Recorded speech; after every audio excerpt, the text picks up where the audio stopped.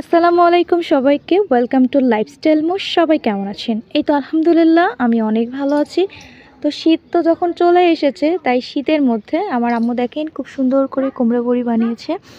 এটা হচ্ছে মাসকলাই ডালের কুমড়া বড়ি, আর হচ্ছে এটা মাসকলার ডাল, আর হচ্ছে কুমড়া দিয়ে বানানো।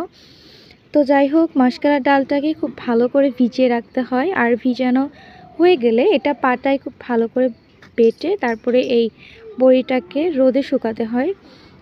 তো যাই হোক, এটা কিন্তু মাছের ঝোলের সাথে খেতে ভীষণই মজা লাগে।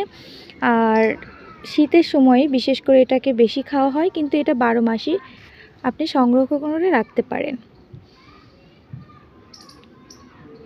আর আজকে মাশাআল্লাহ অনেক সুন্দর রোদ উঠেছে, আর এই রোদের মধ্যে এই বড়িগুলো একটু ভালো শুকিয়ে যাবে।